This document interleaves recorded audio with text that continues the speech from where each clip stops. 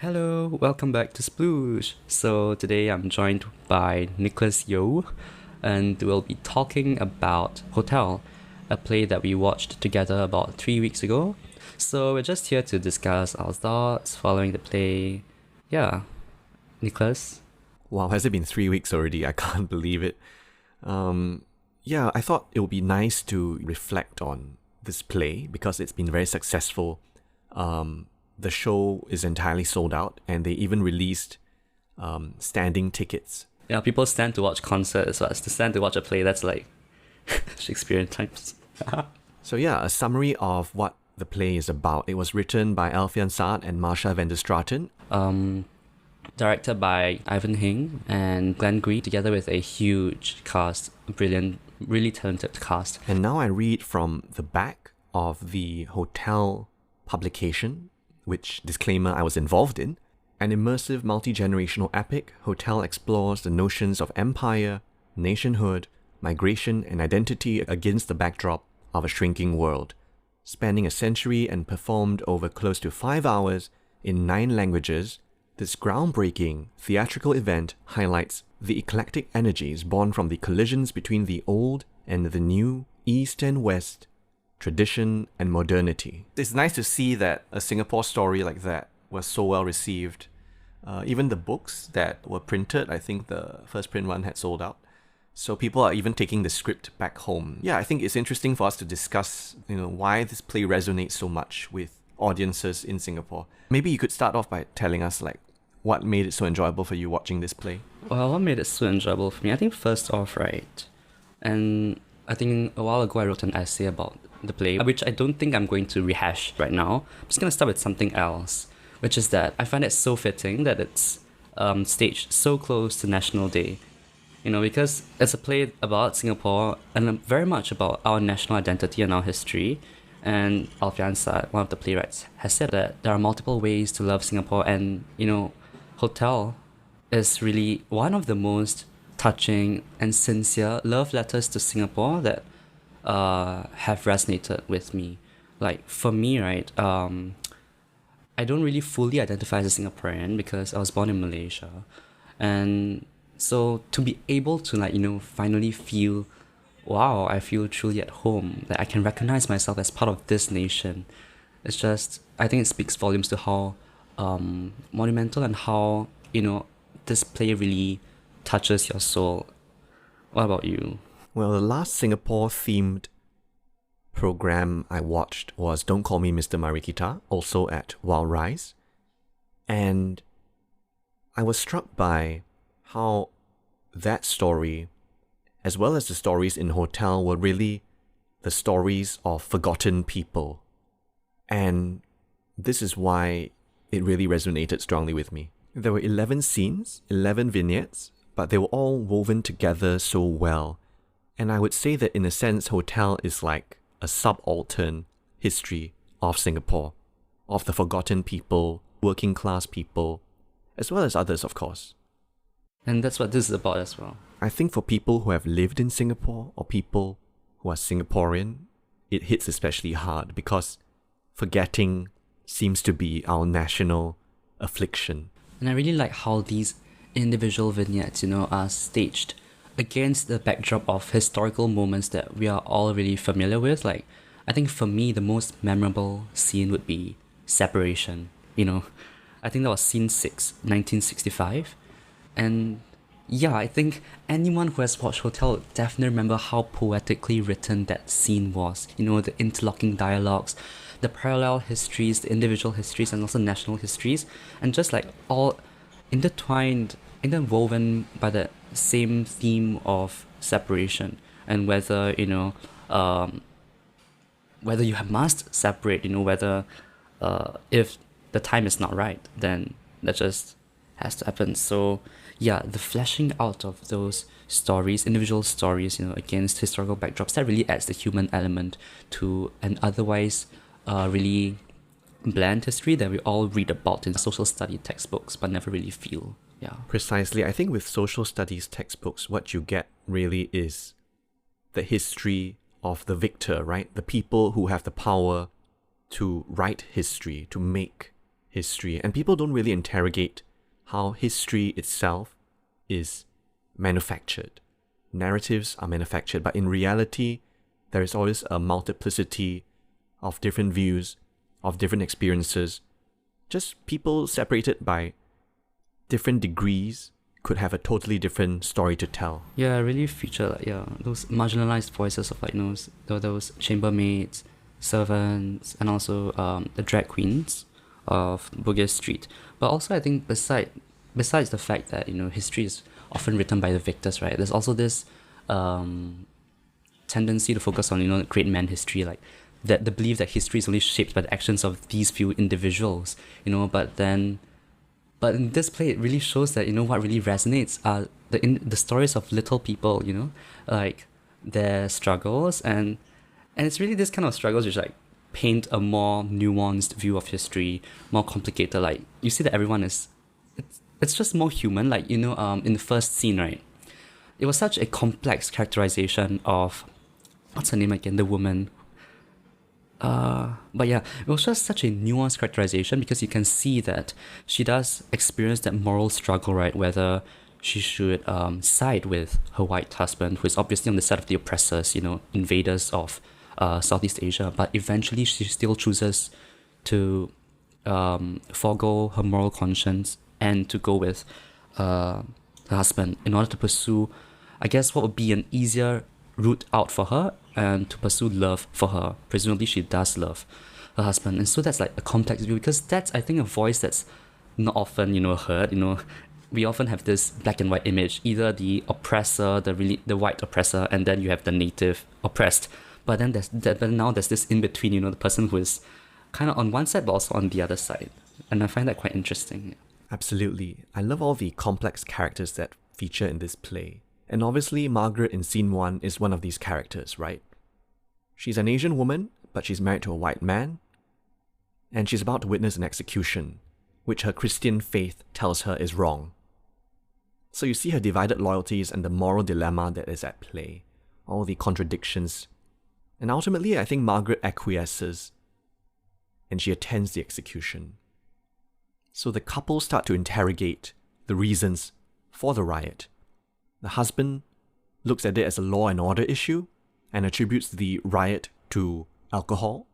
Obviously, this is a poetic reference to events that happened in more recent memory.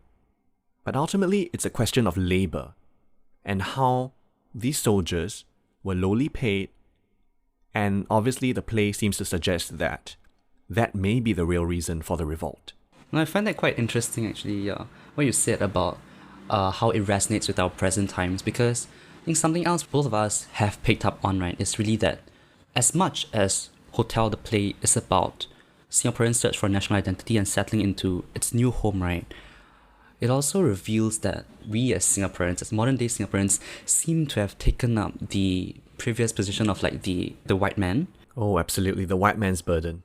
There's even a reference to the myth of the lazy native. Right, like for example, our attitudes towards immigrants right now, it's like history is repeating itself. What you said earlier about the mutiny, and then now, obviously the reference to the Little India riots back in 2015. Yeah, I mean, when you go to Little India now, you will realize that it is one of the most policed neighborhoods in Singapore, probably the safest neighborhood. But you can see how the state apparatus is used for repression, just as it was in the past. And some historians would argue that what we have in Singapore now is pretty much an extension of colonialism, in a sense. Think about the bifurcated labor system that we have in Singapore, right? And the language around the passes is so telling. On one hand, you have people who are called talents. On the other hand, you have people who are here on a work pass, who are paid very low wages, and who are exposed to dangerous working conditions, like ferried around in the back of lorries, and we've been talking about this for years. But nothing has happened. There's this sentiment that they're better here than elsewhere, and they should be grateful. And that really mirrors what we see in the colonial era in the play, don't you think? It really reminds you of like colonial logic, right? Like as a Malaysian, I guess, okay, I wouldn't a Malaysia Singaporean, like that kind of resonates with me as well, like because I don't know, certainly my parents wouldn't have wanted to come here if they had the choice not to, right? Yeah, in human geography, there is a center-periphery model which talks about the flow of capital and labor between less developed nations and developed nations. And obviously, it's a very extractionist kind of relationship. And obviously, Singapore is kind of the emporium now. Definitely. And when you talk about post-coloniality, right, and neo-colonialism as well, it's impossible not to discuss our relationship with our region, right? Like, for example, I think a good example would be what we do with the sand, of our neighbors. Like, we import so much sand from, Cambodia, Indonesia as well, and which has, terrible, terrible environmental consequences for them.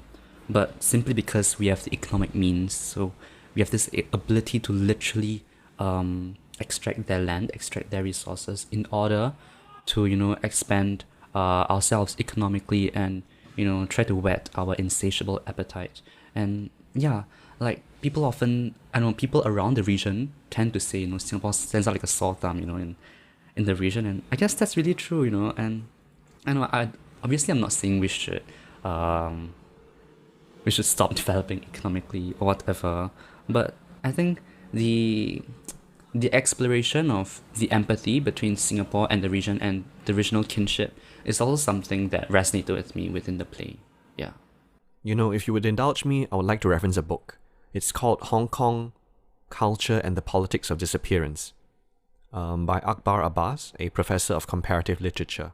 I think this book is so relevant because in many ways Singapore and Hong Kong share a similar story. So in the book he writes, "The end of empire does not mean the end of capitalism, of which imperialism was one manifestation, merely that capitalism has entered a new phase. For Hong Kong, 1997 did not mark the double demise of capitalism and colonialism, and the same can be said of Singapore, right? What we have is a move from organized capitalism to disorganized capital." He adds that colonialism itself has pioneered methods of incorporating pre-capitalist, pre-industrial and non-European societies into the world economy and found ways of dealing with ethnically, racially and culturally diverse societies. And obviously the consequence of this is that colonial cities are forerunners of what capitalist world cities are.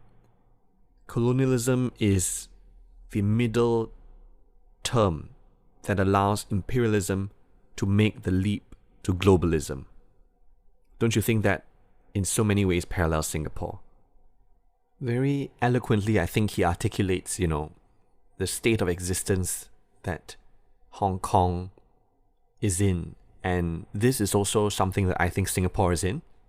He writes that post-coloniality begins, it has already begun when subjects find themselves thinking and acting in a certain way. In other words, post-coloniality is a tactic and a practice, not a legal political contract or a historical accident. He writes, "It is not true, as some might wish to believe, that if you scratch the surface of a Hong Kong person, you will find a Chinese identity waiting to be reborn. The Hong Kong person is now a bird of a different feather, perhaps a kind of Maltese falcon." In your essay, I think you seem to suggest that Malaysia is ever so slightly different from Singapore in some ways. I mean, I wouldn't attribute that to, national character. I really think it's just because we're in different stages of modernization, of development, right? But yeah, and I think possibly with most societies that have embraced, capitalism, the free market system and all, and then and now that we do not have, religion as the kind of glue that binds us together, it really has become, about the pursuit of material wealth and success. The 5 C's, as much as it is a cliche, is really true, that really is what most Singaporeans in the past strived for and perhaps still strive for now. There was a post by Today, the news publication 2 months ago about this person, this foreigner, right? Who used to be lowly paid, but then now is able to afford a BMW. And then in the caption was how he and found success. It's still such a materialistic conception of success, which is not something I feel at all in Malaysia, because I feel that in Malaysia, at least within my family, right, there's less of that kind of, well, you must be really rich in order to be successful. You must be constantly striving for excellence. No, it's so much more about, community and warmth. So I think the sense of community is still much stronger in countries which are less economically developed in the capitalist sense. And so I do feel much more home in Malaysia. Perhaps it's okay, like we don't even have to describe it in terms of capitalism or whatever, those abstract ideas. Like very simply, families in Malaysia are much bigger, you know, like during weddings, right, for example, or Chinese New Year season, people would actually look forward to huge gatherings, at least where I come from, which is not Kuala Lumpur lah. So there's still that sense of community. Everyone like wants to be with each other. Whereas in Singapore, I have friends who literally want to stay at home in Chinese New Year and are grateful for when it rains, because then they don't have to visit each other and stuff like that. So I do feel there's a cultural difference, and I would dare say I attribute it to the difference in economic development. And personally, I don't think it's something to be proud of, that we are more individualistic than communalistic, and that we're richer. I don't think these are things that we should be proud of. I don't think they are things that I know it really inspiring or admirable to be proud of. And yeah, those are just some of my thoughts lah on the difference between living in Malaysia and Singapore. I think we've segued quite a bit into post-coloniality as well as capitalism and its discontents. But maybe we should explore some of our favourite scenes from the play. So I remember you telling me that the separation scene had you tearing up, and that was your favourite scene. So what was your next favourite scene then? Oh my god, that's so hard to pick. My next favourite scene. Okay, can I say my least favourite scene though? Sure. Oh. I thought the last scene was kind of weird. You mean scene 11, which portrays the old man dying in the hotel? The old man dying in the hotel.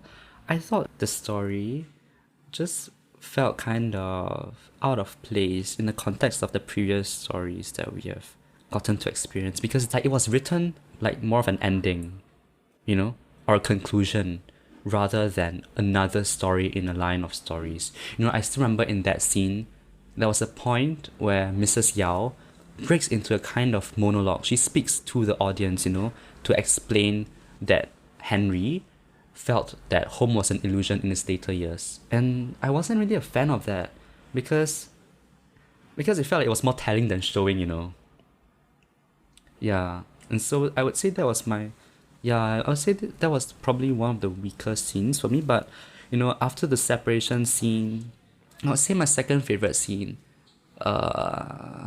probably also, a Malaysian one. And that would be the scene where Hao Yang, she's interacting with her cousin whom she just found, and then some nun comes in.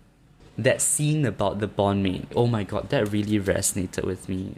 Yeah, so I say that's my second favorite scene, and I would attribute it to, the really human struggle for ambition or authenticity. And also for a better life. It is so heartbreaking. Yeah, I think that was one of my favourite scenes as well. Like, Ah Ying obviously is a bondmaid, so she was sold into what is essentially slavery. And here she is wearing her mistress's clothes, asking if she looks like a rich woman. And she's obviously been abused, right? However, she says, this is what I'll look like in my next life. So what's happening in scene 2 is that a nun is trying to save the girls from slavery, but I think the tragedy is that they can't even imagine a way out, even though freedom is standing right in front of them. And Ah Ying, in a sense, has accepted her place in this world, at least in this life. She sees no way out. And not just that, I think the even more heartbreaking scene for me was when she eventually softened, Because the moment she put on the dress, it was like she was possessed by the mistress, but also possessed by, ideas of success, material success and ambition, which are quite alien to, to societies or communities that had not come into contact with modern capitalism, And so, at the point where she breaks down eventually, upon hearing the mention of her village, right, Suntat village, it's as if she's, going back to accepting that she would rather be herself, be her kind, sweet-natured self, than be the cruel mistress that her powerful mistress is. Yeah. What about you? What are your favorite moments from the play or favorite scenes? Wow, I think for me, scene 4 was another very strong scene. So, in summary, it is about a Malay woman who is in a relationship with a Japanese soldier and they have a baby together. And the Japanese lost the war and the soldier was being shipped back to Japan. So she was going to be separated from her baby and her partner. And she says, having nothing to remember means having nothing to forget. So yes, another very tragic and emotional scene, I think. Very, very intense. And also it shows that people are not just black and white, and things are not so simple as we like to believe. Someone actually brought this topic up in the post-show dialogue and asked whether or not the playwrights were humanizing the aggressors during World War II. But obviously, I think things are not so simple, and sometimes we really need to explore history from a very different perspective. Because otherwise, history will just be made into simple narratives to serve power, right? Yeah, I think very often in history textbooks, you only get one version of history, but, I was reading Walter Benjamin's On the Concept of History, and he writes about how we have to brush history against the grain.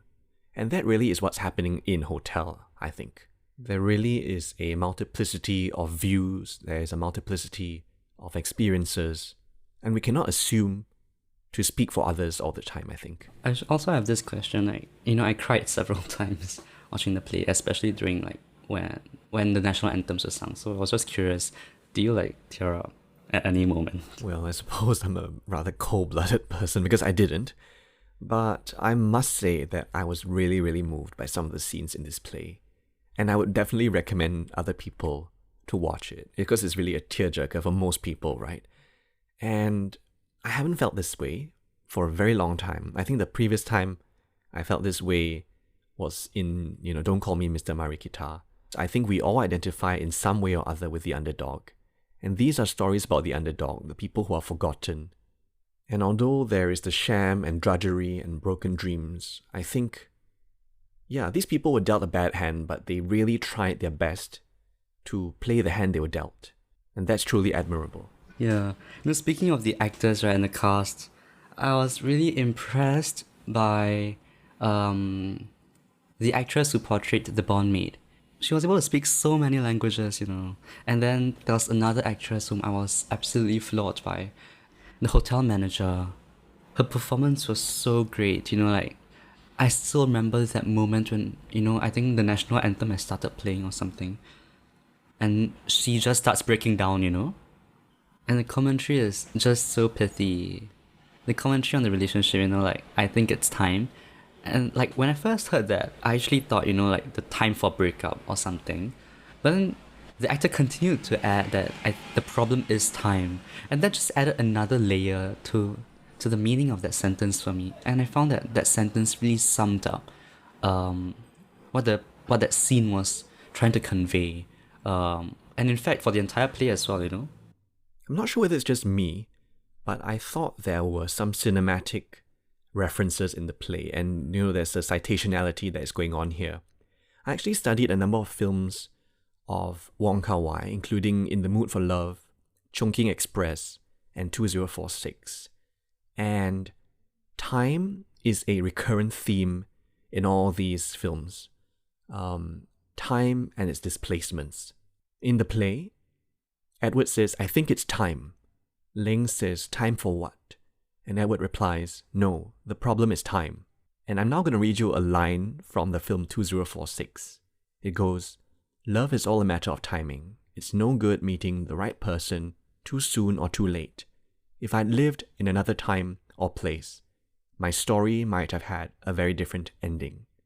So it may very well be an accident, but if I'm right, kudos to the playwrights for referencing one of my favorite film directors.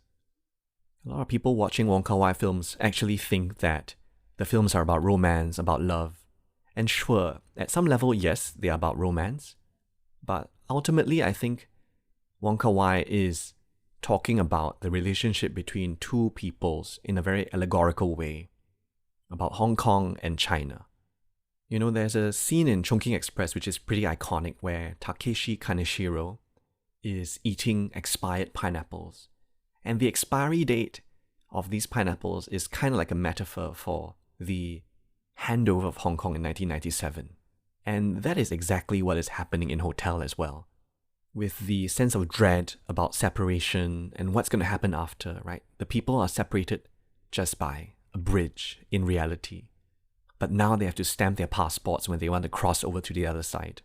So yes, in that sense, everything changes, but everything stays the same. And we are all prisoners of time. Especially in Singapore, where time seems to move much faster, I think this is also an effect of Singapore being a small place, where people are packed together like sardines. And this rubbing up against each other all day creates microaggressions that don't seem apparent when you're elsewhere. And I think that's why people go for staycations as well, right? They want to disconnect. They don't want to be checking their phones all day. It's kind of sad that people need to check out before they can find space to breathe and actually live. Oscar Wilde once wrote, "To live is the rarest thing in the world. Most people exist, that is all." And this idea of living life on your own terms brings us to the next scene, scene 7, which features a trans woman called Bridget. Bridget says, "Dr. Ratnam, what if you don't want to look like a man, but you also don't want to look like a woman?" And he's in disbelief. He asks, "What do you mean? You have to choose one." And Bridget replies, "But what if you don't want to choose?" And Ratnam says, "Then that would be indecisive." It always fascinates me how Singapore is a very connected, global city, yet beneath the surface there is a monster lurking. The normativity. People can't actually live life on their own terms. And even worse, that they don't even know what's good for themselves. Some time ago, Amanda Lee Koh did a performance lecture at the National Gallery called A Cyborg Island Manifesto, a performance, a position, a provocation. And in it, she characterizes Singapore as trans, relentlessly pursuing extensive body modifications ever since the pubescence of independence from her colonial overlords. You name it, our girl's done it. Land augmentations, coastline fillers, swamp reductions, urban facelifts, the highest per capita install rate of air conditioning in Southeast Asia. We've used technology and cosmopolitan hybridity to transition from an assigned embodiment, diminutive, devoid of natural resources, suffocatingly hot and humid, towards our deepest and truest expression of selfhood. So yes, I did find this scene in Hotel hugely ironic, and I was immediately thrown back to Amanda Lee Koh. And I think the most literal manifestation of that hybridity of this Singaporean identity is really, our mascot, literally the Malayan, which is something that I think Amanda Lee Koh has written about as well in Ministry of Moral Panic. I think that's that one story where she writes about the myth of the Malayan, but as this merman of sorts.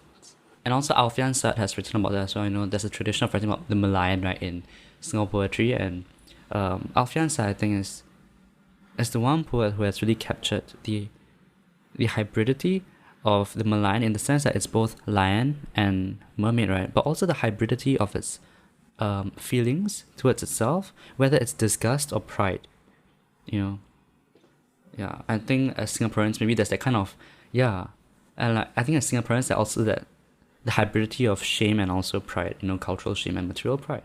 I've got a copy of the book One Fierce Hour by Landmark in my hands, and I'm going to read a few lines from The Malayan by Alfian Sa'ad. Take a look at it, how it is poised so terrestrially, marooned on this rough shore, as if unsure of its rightful harbour. Could it be that, having taken to this unaccustomed limpidity, it has decided to abandon the seaweed-haunted depths for land? Perhaps it is even ashamed. But what a bold front! To have been a creature of the sea, look at how it tries to purge itself of its aquatic ancestry in this ceaseless torrent of denial. In your review of Hotel, you referenced a piece about the German capital Berlin, a city condemned forever to become and never to be, a site in perpetual restless flux, ever transfiguring itself into something new, And you said the same can be said of Singapore. It is so true, isn't it? I think many of us in the culture space especially, we are always filled with grief at the restless flux and this disappearance that we're always confronted with. Yeah. And like the only form of continuity or permanence you can find thus is in nostalgia, right? Like for example, I went on a tour of Kampong Glam last year. During that tour, the resident herself, right, who lives there and has lived there since young, was going to bring us to this bookstore until we reached there, and turns out it's gone. Like even the resident herself didn't know that it's disappeared, and she was surprised too. And that really speaks volumes to how fast this city is changing, and if we don't do anything to resist it, possibly because we're content with the possibility of economic development and comfort, right, then all we have left is nostalgia. I think I was talking about Otto just now. Like Otto, the place in Kranji where people like go and fish for prawns, eat boat noodles, has officially closed, right? To give way to housing development. And it's like, I don't know, I think in an ideal scenario, I hope it would be preserved. But as Singaporeans, as the pragmatic Singaporeans we seem to be okay with like giving it up just so we can have our HDB flats to BTO. And ultimately, since we are so land scarce, right, we have to make the choice, I guess, between our material aspirations and our material aspirations, and also our need for places that we have attachment to. We are truly, I think, as a country, pretty obsessed with disappearing things. Like disappearing art forms, disappearing traditions, disappearing foods. And we are concerned about it in a very consumerist way, I would say. Right? We enjoy watching videos of these things online, but we don't truly go out there to partake in these traditions. It's almost as if our culture has to be taken away from us, repackaged, and then sold back to us at a premium for us to appreciate it. Like something quite interesting is my mom was listening to the radio just now, right? And it's a Chinese radio like in Malaysia. And, for like intermission, there was this public service announcement, I think made by the DJ herself. I don't know if it's a public service announcement or whatever, but she said she was proud to be Malaysian, proud of the multiracial identity of the country, that you get to eat different kinds of food and all that, right? And I think that's quite surprising, knowing what is happening in Malaysia, knowing the trend of, Islamic populism, racism towards the Chinese especially. Like despite that, there's still that kind of pride in the country and the love for each other, love for the diversity that the country has, which I do not think Singapore can equal. I'm not entirely sure if I would draw that distinction. I'm quite certain that people in Singapore are very proud of the multiculturalism that we have in this country. But of course, it's a more contrived kind of multiculturalism, right? Because it comes from top down. And we have all these laws to maintain racial harmony. I mean, we all know how unusual it is, right? To get people of all different faiths into the same room to shake hands and kumbaya, but it happens in Singapore. So I think that's what distinguishes us from Malaysia, because in Malaysia it's very organic. You get an Indian person who can speak like Chinese dialects, right? You have a Chinese person who can speak Malay, for example. For me, the main issue with Singapore is that we're always so sure. We think we've got it all figured out and we have all the answers to everything. But do we really? I don't think so. So I think this is one area where we have a long way to go. In the final scene, right, the words of wisdom come from that Malaysian worker, instead of, like the rich Singaporeans, it is she who comforts Mrs. Yao, right? Because she has had experience coping with death and all, and she says something like what? I don't know, was it her? That it's easier to cope with things which are temporary than permanent. So there's like what you're saying, that we think we're better than everyone else, right? But then this is upturned in the final scene, because the words of wisdom, these would be the most important lines in a play, right? They're giving aesthetic significance, but they're given to a class-wise a rather lowly individual.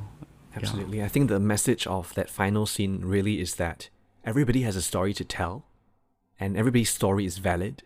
And if we cared enough to listen, we would really learn a thing or two, and probably be better people. So to end off, would you like to sum up what Hotel, the play, really means to you? I think it's really echoing what I wrote in the essay lah. I think at its heart, Hotel really is about the human struggle. Perhaps for us, it is the Singaporean struggle, right? To transform like a space into a place, you know, just a random plot, a random island into our home, despite the difficulties, despite the very real challenges that we have to face. I think that for me is what Hotel is about, like turning the hotel into a house, which is what Henry does at the end. I think you mean turning the hotel into a home, right? Yeah. Yeah, I would say Hotel for me was quite philosophical and profound. And I think the play was also in a sense about regrets and how we are all prisoners of time and have to come to terms with this fact. The past is ever increasing and the future is receding. And you know, every character experiences tragedy, loss, and has a lot of pain. So in a sense, we are all broken people, and that's absolutely fine. But without regrets, life would be so uninteresting, right? We tell ourselves stories in order to live, and I think that is what Hotel does so well. Well, I guess we've come to the end of this episode then.